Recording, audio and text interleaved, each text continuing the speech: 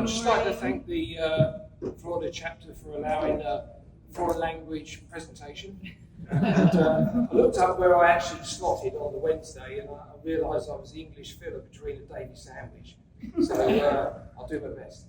So, site tomography and chlorophyll fluorescence. So when I get called out to a job, I'm usually asked about the health of the tree.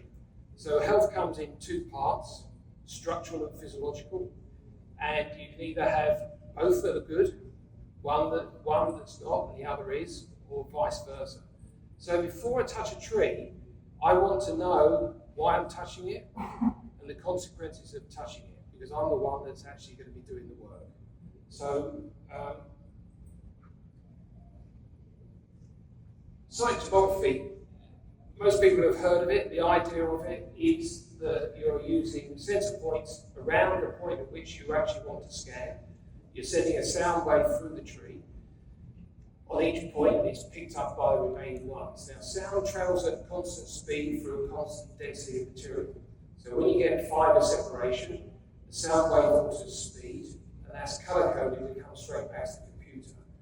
There are 5 colours in the system we use, and you can see the compartmentalisation areas that relate to that. So this is a stock photograph, and I wanted to show this first of all before we go into the images that we've collected from the last 13 years here of actual practical work. So you see the areas of compartmentalisation here. So black is denoted as densest fibre, then brown, green, this magenta, blue. But the common misconception can be that blue is actually a hole. And you can see over here that it's not actually always a complete cavity, but it's the least structurally sound fibre. And that's the critical thing that we take away from this.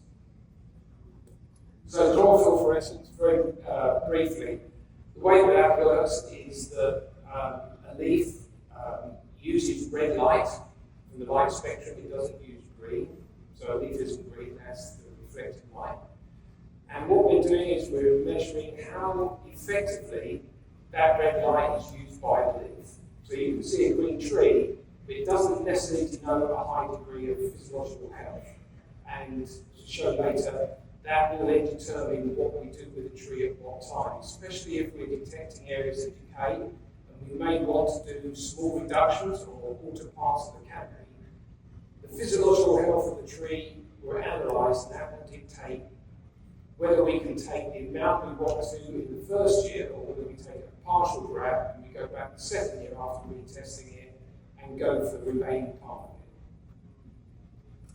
So this is a tree in an RV park, and as you can see, it's been lifted extremely high. A lot of the structure's been taken off. So the tree never grows anything that it doesn't need. Why would it? And its primary objective, bar nothing else, is to capture light. So it's always going to throw structure to be able to stand up there and resist wind force and everything else to remain capturing light. When we remove large parts of it, we're removing large parts of areas where it stores reserve energy that it uses to repair itself. A full blown canopy like this should be able to lose and replace its entire canopy 4 times over. And that is used by the tree should it not be able to access ground through soil intrusion and anything else. Just consider trees have been around for 400 million years. Fungi on them above ground 700 million and 1.5 billion waterborne. We've been around in our present form living like this for about 7,000 years. So I always look at trees on the basis that I think they figured it out. So before we start touching them, I want to know the maximum amount I can and why I'm doing it. Let me go back to that. So, if you look at the scale on the right-hand side, that was taken at the base level. So when I've had that much removed from the tree that I look at, and it's a very enclosed area, and nothing like that, I always go for a basal scan. And you can see from that there's a lot of material missing up in the top. There, you see how much percentage of solid wood. Industry standards normally require 30% minimum. But the crucial thing is that this is broken out from the centre, heart rock, and moves to the outside. So that slow-moving heart rock hasn't just arrived, it takes decades to get set up in the middle and move through because it's high carbon dioxide, low oxygen levels in the middle. Once it gets to the outside, it becomes oxygenated, then you've got brown and white rods, which degrade a little bit in the cellulose, and that's a whole different matter. So once we get that breakthrough, then that's different. So that tree in the end was taken down. You can see here we did a chlorophyll fluorescent test on it. And interestingly, this is what we're looking for. A nice rise where the red light is put into the aperture that is closed over the leaf. And you should see a nice rise with the leafage going up. And these numbers here should be in the 80s, 84%. That's really what we're looking for. So physiologically, it looks good, but structurally, it can't stay. Interestingly, when this was developed in the UK, which is where we got it from, it was for the nursery industry, and that was to make sure that plants coming out of the nursery were at their optimum for amendment. And then this particular unit has a whole database in the UK for nursery-based stock.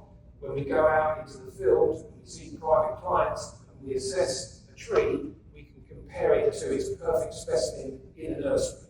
So we know how close or not we are. That obviously isn't available over here, so we are the database. So this is another tree in Melbourne. It's a laurel. You can see this very tight inclusion here. The owner loved the tree, really didn't want to lose it, so we scanned this. You can see that there is a large, it's a pretty big tree, 60, 65 foot, right over the top of the house. This part, not so. So we scanned it, and this was the result in 2017. This part here is where the house is. And this, then in 2019, we went back and you can see where the change is. So that's become more oxygenated, it's going to become a more rapid spread. We actually did 3 levels, so this is where the house is. And you can see that it moves diagonally down through that union. So what it's losing is tension wood here. Tension wood is twice as strong as compression wood. Once you lose a certain depth of it, that xylem, that twisted and contorted xylem, that is some of the toughest biomass that we can put down the whole lid.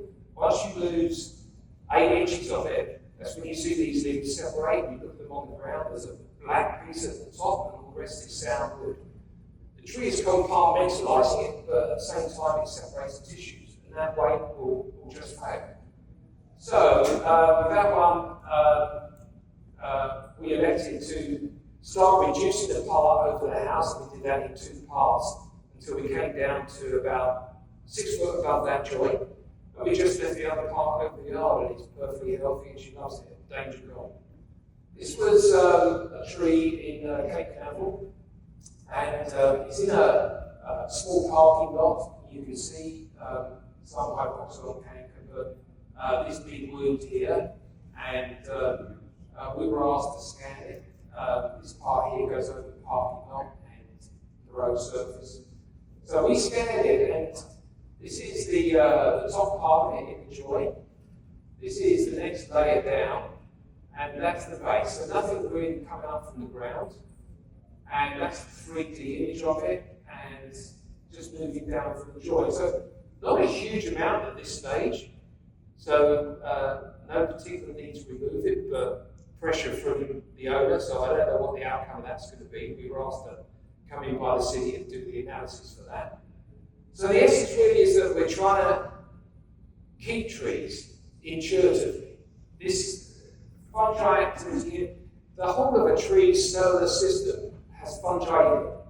Every single cell throughout its entire system is there.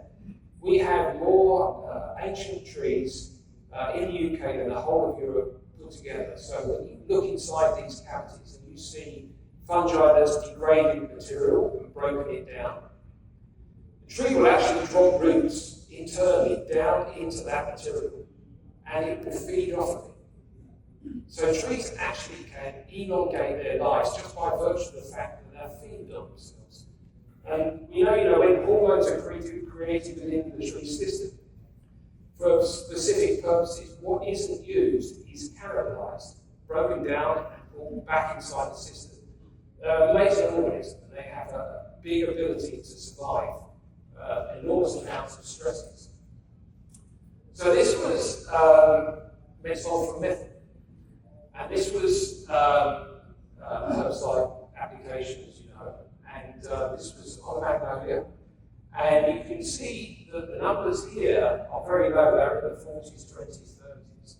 And by compiling data over the last 8 years, different stresses, you can see the flattening of this leafage here, and that was past the point of no return.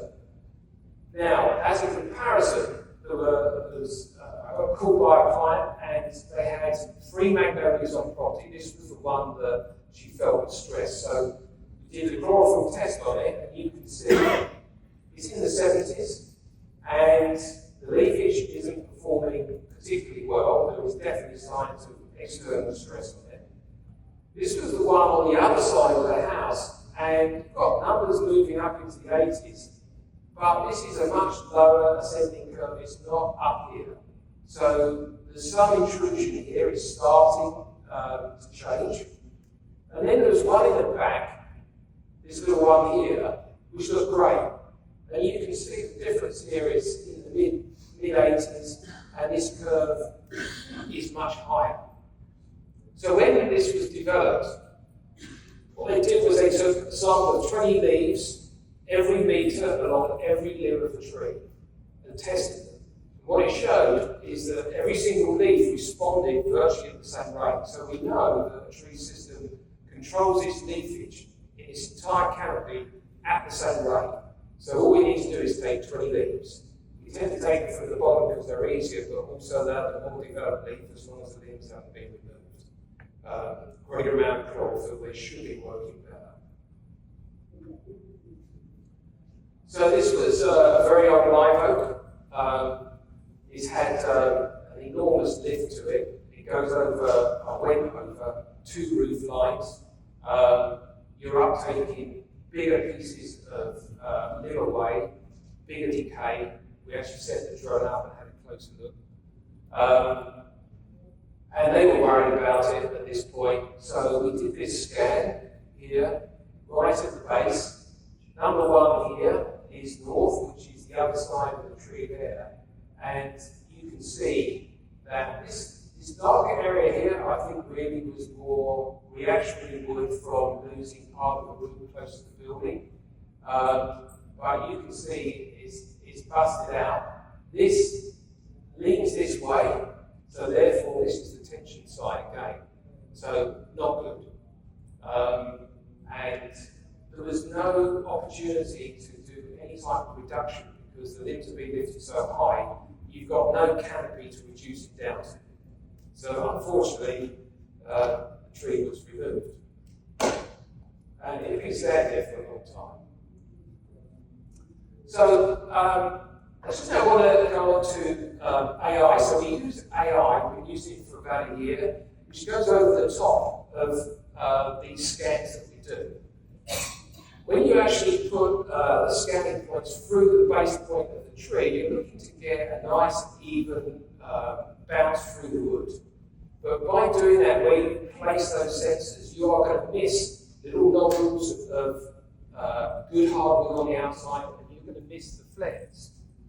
So what we do is we take a 3D image of the tree, and that goes over the top of the scan, and it will work out that extra wood that hasn't been captured by the scan and what percentage that adds into the sound wood. So you can be down at 28% sound wood only, but that extra wood that's added in through the AI scan can push you up to 35, maybe higher. So that gives you a very different result. Now what we do then is we take an image of the canopy from different directions and an image of the trunk from different directions. And the software slices the trunk every 10 centimeters or 4 inches. With the canopy, the way that a tree grows a canopy to capture light and react to wind touch is shaped differently from the different angles. It takes a different wind force from different directions.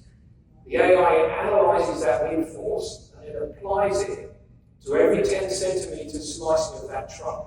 And it will tell us where the greatest pressure is being exerted on the trunk. And then I'll look at the scan and I'll look at where tension or compression wood is being affected. And that will intuitively tell me where the reduction needs to be. What this will tell me here is the original situation, which I think is 569%. So 300% is what we need as a baseline, just for the purpose of the numbers. If you reduce the canopy by a metre, it calculates that we almost double the safety coefficient. Reduce it by 2 metres, we go further and further. This shows that that previous scan I showed you, that one there, which was taken at the base, 1.5 metres from the base, so about 5 foot up, is actually the weakest point. So if you think of trying to undo the wheel nut on your truck, and you've got a 6-inch wrench, you put it on, you're not going to move it with your hand. You're going to have to apply a lot of force to the end of it with a hammer. Or you go and get a nice 3-foot long bar, slot it on the end, and you've got leverage and it will undo it. So if you think of that tree as that 3-foot bar, and that's the lug nut down there, there is a huge amount of force being levered on that. And the weakest point is there.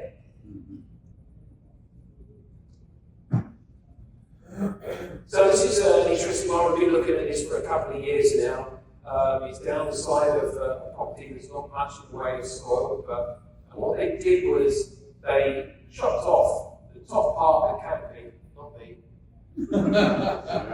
Honestly, it was hanging over the neighbour's yard, so I think it was Florida, straight up, and they took it off. And this side here was raised and raised and raised, and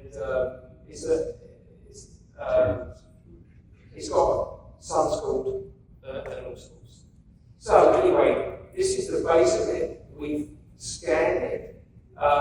This was the first year, and you can see activity through the middle of that saddle. Both sides are reasonably well sort of anchored. This was the following year, and now you can see this part here is actually that smaller upright. Can you see the amount of activity now, just through lack of photosynthetic material to be able to make biomass? So ordinarily, roughly speaking, it takes about 3,000 pounds of soil solution in weight to make 1 pound of biomass. So if you're looking at 30 gallons a day of soil solution going up through a tree, that's 10 days of entire nutrient flow just to build 1 pound of biomass.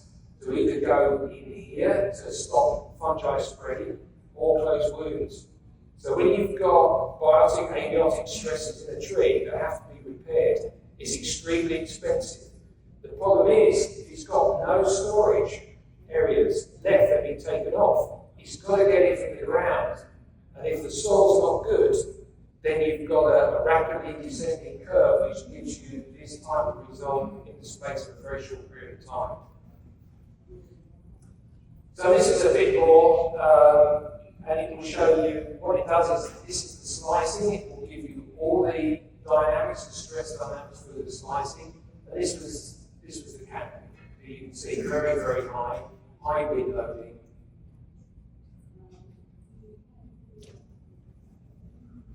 So that's the scan there. And what it also does is it takes the original scan and it will take all that out and show you what the cross-section looked like if there wasn't any decay and the statistics. And gradually it removes the colours until you end up with the scan and then what the figures are. So, as I said at the start, it's not all wood that's disappeared, it's just different degrees of structural integrity. So if you want to think about it that way, then this is quite important, because you might decide whether this one's more pertinent as your risk assessment. Okay, so this is a very old iPhone. It has just a small amount of work done to it. And it's only been living in the bottom for a long time, so we were called over to look at the whole property. And this actually has a big leading aspect that way. And if it failed, it would miss this corner probably by about 6 inches. But the owner's happy with that. He just wanted to know what was going on. So this was the first year that we did it. This is the hole here underneath. And this is the second year. And you've got, what is that? 64% and I can't believe that, 40 something. So in the space of a year, quite a bit, bearing in mind that it's taken a long time to get to that point, but now it's starting to decelerate. This was much ago. So the owner was a bit concerned about this, and said, okay, and this had some interesting work up here, and it really carved out to fit between these two homes. And I said, well, look, I'll tell you what we'll do before we do anything up top, because it had a lid going over the house it didn't like, which I'm not a proponent of taking off. I like to keep them closer. Mass times velocity equals force. The closer it is, the less impact. In fact, 70 pounds a cubic foot, every 4 foot it travels, it quadruples its weight. So it needs to be close, not further away. Anyway, so we scanned the bottom just to see where this had come from, whether it was localized or not. So that was interesting. So that's the column. That's where the cut was here, and this is the base of it.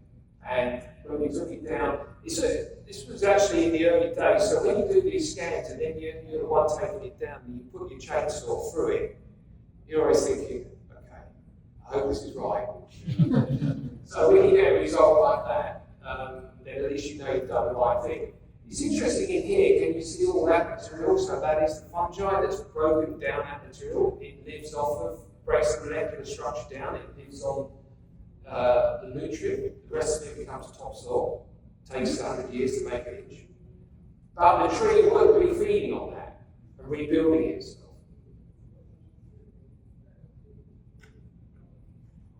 So this is an interesting one. So this tree here, this is the lower limb. So vicariously dated at about 300 years old. It's a camphor. This process here, so it was propped up because there's a footpath here that goes through to the front door, and it had some cabling done. So in the UK, we call this carving. It's another way in which trees reproduce themselves. Those long arms go out and touch the ground. Where it touches, it sends a root system down. Once that's viable, then the tree will start releasing it from here. It's called carving. And bacteria and fungi in the tree will break that area down, and it will come off the trunk and lay there. And then, as this develops, this part here that's laying on the ground will decompose, and you get this flood of nutrient feeding that new root.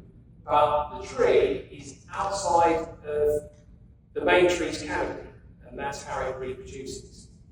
So having fallen off of here, 5 foot at the furthest extent, it sends a lot of shock back through here. And I got a call a week later after this had happened. They called me first one, then a week later. Because I'd asked the question here, is there any cracking along the limb? And I got a call a week later, and the answer was, this limb is cracked. Interestingly, when you look along the whole length of it, it's all uniform apart from this point, and on the other side there is a biomass bulge.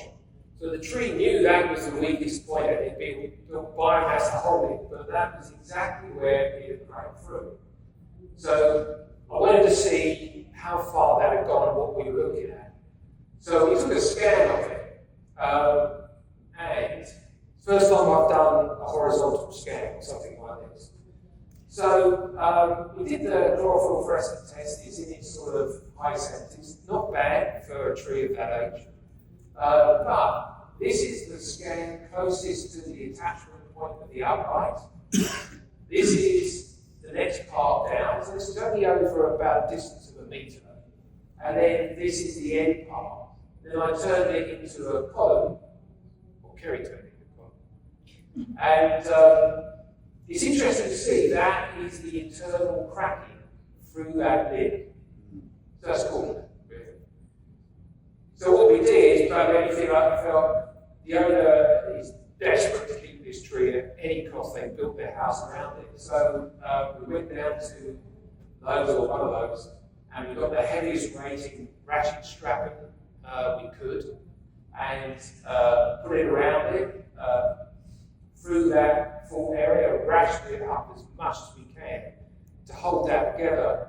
And then this part here, the company looking after the tree did a reduction of this part down to these points here. Now there's a lot of epicormic sprout growth here, so it's feeding itself, so this wasn't a problem. But sitting up the end, that was producing this effect. So I needed to get that off so that the limbs stop rotating. In fact, it re-rotated itself by about 15 degrees. So the idea now is just to leave it settle probably for about 4 or 5 weeks. Let that tension and compression would settle where it is, and then we'll put a brace underneath here, just a cross brace underneath this full point here, just to hold it. And hopefully the tree will carry on and originally, and we'll go on to carve that, which would be great. Not many people see that. So this was an oak tree at the front of the driveway. There is one here, and there's a magnolia behind it. This lady lost her husband quite a few years ago, but he planted these 2 trees. She desperately wanted to keep it. But there was a large wound in the tree here, so she wanted it scanned. So we scanned it on the first year there. So it's quite a big area. And then we came back 2 years later, and we got a breakthrough. So what we do with the scanning is we scan it on the first year, and then when we've got these types of situations, we leave the scanning points in. They're only nails. And that allows us to go back the second year and scan for exactly the same point, and we can see and trace how this is developing and how it's moving. And you can see the leafage here. It starts okay, but it really sort of struggles to utilize it. But this is over the sidewalk, over the driveway. So what I said to her is, I'm going to do a structural reduction on it, quite a big one. And it's debatable with this. It's a bit marginal as to how well it will take it. So we actually did it in 2 stages. And that was the first stage. I know you're going to say it looks horrible, but it's a tree that stayed in place. And then it started to develop on the second year. You can cut a tree straight across, but you can't. Don't do that. But the tree will develop its canopy into a deep current shape. Whatever you do with it, it's epicormic sprouts, but it will produce a wind-loaded and distributing canopy. And that was the site of the original wound. So we've kept the tree. For the moment, we've taken the leafage danger out of it, and she's happy. And we will go back next year and we'll do the 2 tests again. And it gets you going back to a property. Is tree health care, and care is the critical work, because that's what we're supposed to be doing for trees. You know, we're not in silviculture where we're harvesting wood. We should be trying to keep these things in the landscape. So this was a live oak in Ocala, and just wanted to show you the process. So these are the clips that we use on the leaves. So we take 20 leaves and we push that up, and it darkens one point on the leaf for about 45 minutes, and then we have a reader which we put over it, open the aperture, 1 second burst of red light, and then that will give us the response as to how well it's using it. It's as simple as that. This was another one. We were asked to go to massive wood, very, very tall lift. We'd been here a long time. And this was the first year scan, and this is the second year. And we're now down to about 40-odd%. He's having to stay with it. This is the front part, so it is compression wood, it's not tension wood. So, fair enough. There's a limit to what he can reduce. We did advise a slight reduction. So he had his stuck in, and what do they do? Wait, so now we've got more leverage. Okay, this was an interesting one. So this is in Orlando. We were asked to go in by the city to scan another tree where there was a big failure. And whilst we were there was some sidewalk repairs going on elsewhere, so they asked us to come over and choose another tree. And I was looking at this one and I thought, yeah, okay, I'm going to scan that. Nothing visible from the outside at all. That was what is inside. That's the column. You wouldn't know it. So this is obviously another client, and their big worry was this, and whether anything needed to be taken off the tree to make it healthier. So I scanned the top part around here, and we had that. So reasonable amount of activity, but not overt. But I thought, okay, I'm going to scan the bottom. All this dark here is sprinklers in there, and that's what we got. And that's the column.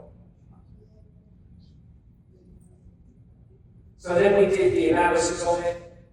This is the 3D scan. This is putting pieces back in and gradually taking them out. So on balance, the problem with it is, as you can see, it's a very, very high canopy. It says that there's nothing I can do. Absolutely nothing. But with this, the failure point really is not going to be up here at the moment, although there's a lot of leverage. This is the bigger decayed area, but it does have the root flares that this data will analyse and put back in to give us the loading. So at the moment they've elected to do nothing because they want to keep the shade, but at least we all know what's going on. And scanning points left in, we go back next year and see where we are. What I'm going to do is move to this little fella here. So this is the last one. This is my favourite. So this is the sand live oak, tough as nails, across Geminata. It's the only tree, and it lives on this little hillock here, and it had a lightning strike. And it had a lightning strike, so we scanned it. There's the lightning strike there. We scanned it in the first year, top, bottom, second year, top, bottom. So there is some movement, but they're desperate to keep the tree. It's an economically challenged area. It's the only tree that lives on this little hillock, and they want to keep it. So what we did was, because this is attached to that point, there's a staghorn fern there, so I don't know what's happened on the backside, but can you see this? It acts as a big leverage arm. So I just reduced it in just a little bit to take the pressure off of that compression side. And that's for it. So that's it, that's me. Yes, sir. That's right. So black is the densest wood, then brown, then green, magenta, and blue. So blue denotes the least dense fibre. Not necessarily the least structurally holding fibre. Not necessarily a whole, but it is decay, but it's the least structurally viable. Yeah, a couple of questions. There's been a lot of work done on spring laws and stuff. All my sound work and stuff. The ratios which are all studied go from 28% to 44%. Earlier it stated that cheapest to accept it was 30%. 30%. Yeah. Strictly on conifers, loud trunks, it's a tricky cat. Yep. Are you comfortable with Stratford track not for the first speed?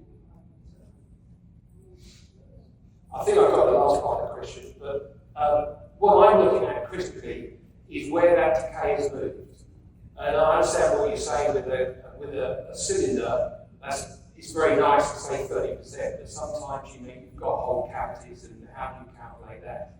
The critical thing for me is what's above ground and how that's exerting pressure on the areas that are decaying in the point at which I'm looking at. And whether it's basal or whether it's the start of the canopy, the crown development area where the leafage sits. The other question is, you only use peak. I guess you can look at bottom arms on. The peak of the software shows you the yellow line. That's correct.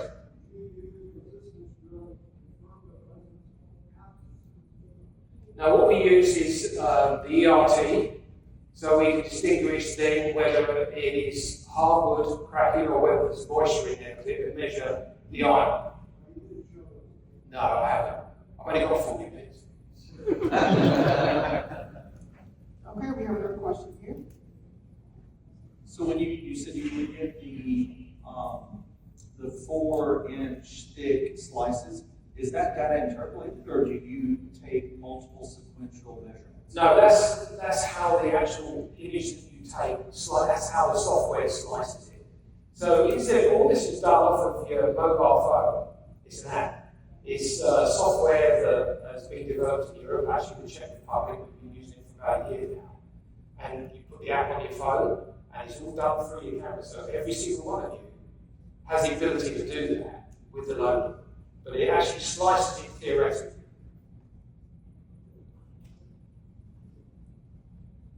Okay, do you have any other questions? You have a question?